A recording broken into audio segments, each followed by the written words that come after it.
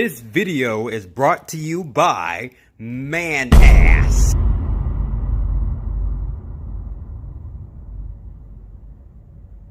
Now that's what I call America's ass.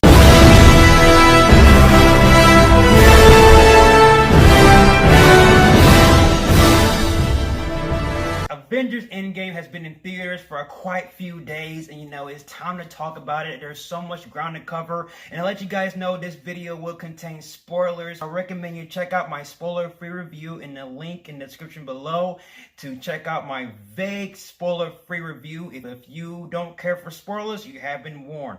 Let's get into it. There is so much ground to cover, so I more than likely won't cover everything, but I'm going to do the best I can. So I want to dedicate this spoiler review to the 6 original members of Avengers. Now, I will break down each character's story arc and break down the story, break down the few flaws I have with this film. But first, I want to focus on a few characters. I want to talk about Hawkeye. In the beginning of the movie, the first 5 minutes gave us the atmosphere of the film. I thought that was brilliant. And during that scene, I had a little bit of emotion coming through my eyes, your throat tighten up and then your tears start flowing through your eyes. He basically became a darker version of himself. He changed his name to Hawkeye into Ronin, and he started to kill bad people who survived the Thanos snap. Now, there was a certain area in the film where he went to knock out a certain person who was a samurai, and he was the same guy who appeared in the Wolverine. And I thought to myself, And then I dug deeper and found out he was playing a different character named Aiko, who was actually a member of the Yakuza clan. And who is the Yakuza clan connected to? Shang-Chi, and they announced the Shang-Chi movie in a couple of years in the beginning of Phase 4. Black Widow came to Ronin and told him that, there's still a chance they can bring everyone back. Ronin was at his lowest point at that moment. He was like, don't give me hope. To be honest, Bruce Banner's Hulk in this film, I didn't really care for. They went with the Professor Hulk route. I thought they was going to go for the World Breaker Hulk, maybe, because they said that Hulk's arc he's going to redeem himself in the next movie. But when the next movie happened, it just... Not really. He didn't really do anything. He just practically just was there just to be smart, and it worked. But I wanted to see Hulk come out and wreak havoc. But we didn't really get that. We just got rawr, rawr, rawr. It's one of the things I just had to accept because it's.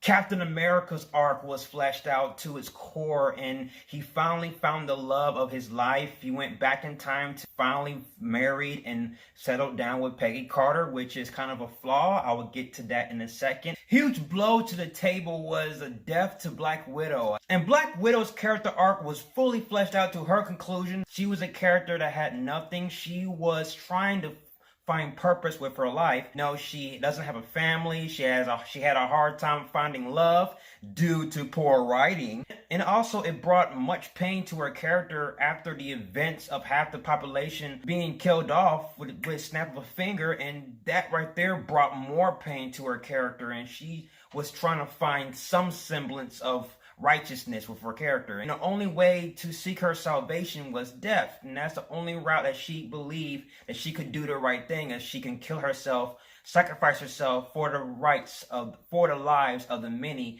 to bring back and undo what is undone. I'll go ahead, play that Oh My Gamora theme.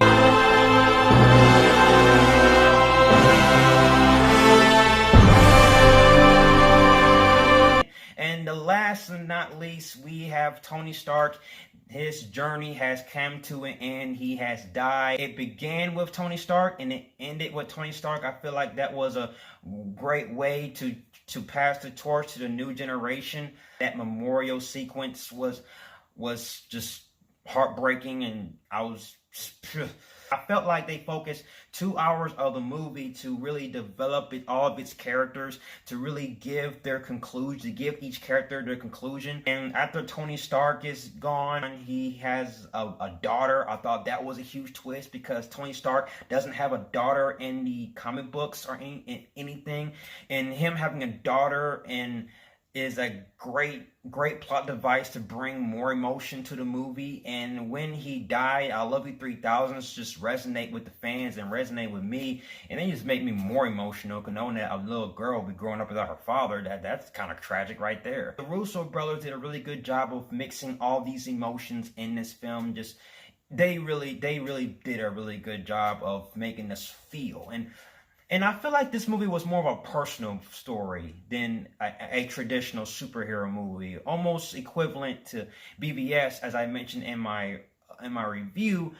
And that's just because of, you know, its pacing and tone is focusing more on character development and the falling action of the character's narrative. I didn't really care for Thor, being, big, boofy and buff. After watching it a third time, I realized that maybe that was the whole part of his character, knowing that his character is at his lowest point. And sometimes when you're depressed at your lowest point, you just become obese, I guess. But still, the one thing I had to admire, he still kept the obesity while fighting Thanos. It wasn't actually used as a comedic thing during that third act when he fought Thanos. I want to talk about Thanos. Thanos was complete badass. He made Thanos in Infinity War look like a complete Barney character. This Thanos was hardcore. In Infinity War, he just wanted the stones. He wasn't really trying to kill the Avengers. He was just trying to kill Tony Stark because Tony Stark tried to kill him. But if you rewatch Infinity War, he was practically holding back and not fighting the Avengers without the intent to kill. But in this movie, he was fighting with the intent to kill, and the fights was much brutal because he punched Thor in the face, and blood just would start gushing from his face, like from his nose. His eyes was bleeding. I was like, damn, broke Captain America's shield. Man, Thanos was hungry for some blood. Another fanboy moment in this movie where Captain America says, "Hail Hydra." They're paying homage to the controversial comic book from last year where Captain America was a secret Nazi agent. Captain America was able to wield the mighty Thor's Mjolnir. He was able to use it, paying homage to the comic book where Captain America actually used the Mjolnir. Just nerdgasm juice at its finest. I did like how they had their movie. They had the Avengers coming in to fight Thanos. They killed Thanos, and the Avengers really had, at that moment, the Avengers had nothing to fight for. They were fighting to undo what's been done, but since they couldn't undo it, they pretty much killed him in cold blood. But when 5 years had passed, I was just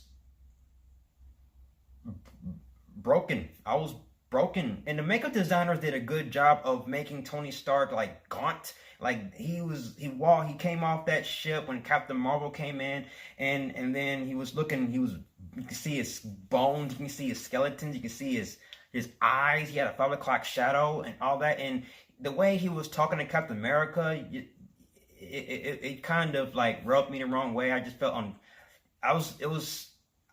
I wasn't used to seeing Tony Stark like that. He's just completely different, but he hasn't seen Captain America for about, I would say, roughly 3 years, and I say since Civil War. Also, Captain Marvel was in this movie, and I thought that Captain Marvel didn't really have a big role, which I was really shocked because I thought that Captain Marvel would have like a huge role where she just instantly would kill Thanos like that, easily, but no, she actually had a hard time with Thanos and technically got her butt kicked by Thanos.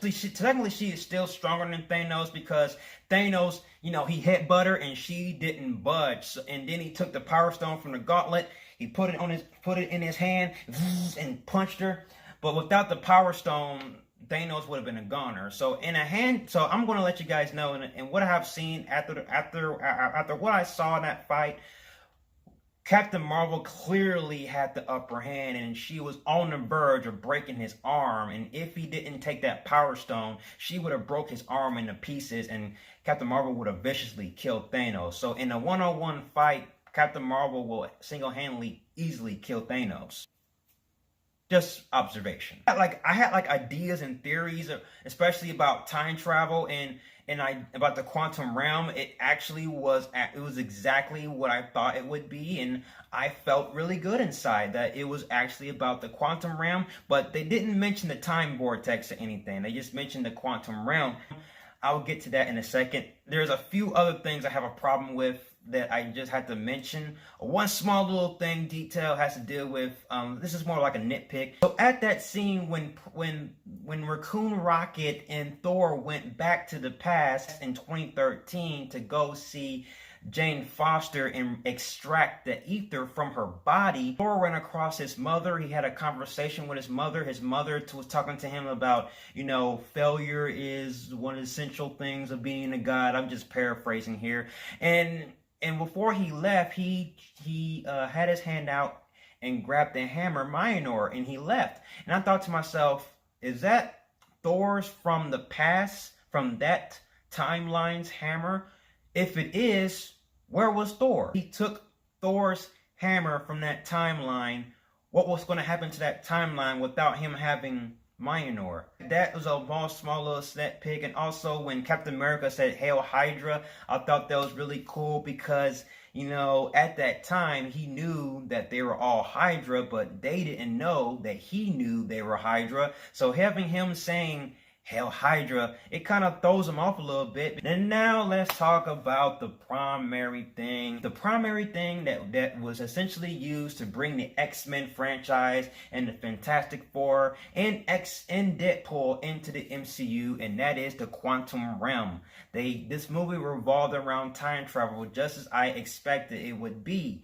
And I like how they reference some of its rules, and they referenced some of the movies revolving around time travel, but I felt like they should have referenced another movie with time travel, because I felt like this movie that revolves around time travel did the thing right. And what movie is that? Days of Future Past. I felt like that movie did time travel justice.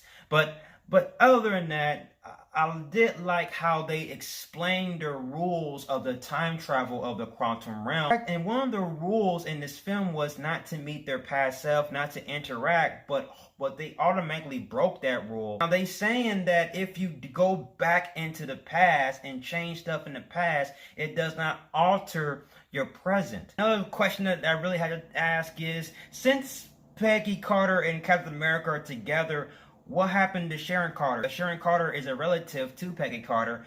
Do she still exist? I really do love this movie. Great performances, A1 performances. Robert Downey Jr. gave out his best performance. I didn't know. I knew he was gonna die, but not like that. I think him dying without saying any words was just tragic. If I missed anything, just give me, what are your thoughts on Endgame? Give me all your thoughts. Just give me your favorite moments, your favorite scenes, your favorite Easter eggs, or if anything I've missed, please comment below. This is more than just a film. This is an event, a cinematic experience. That's my spoiler review of Avengers Endgame. I did the best I can to cover as much ground as possible. If I missed anything, like I said, please comment below and give me your favorite moments and let's talk about it. So if you like everything you see and you agree, subscribe to my channel and join me in the Batman family. I will have more Batman-tastic reviews in the way.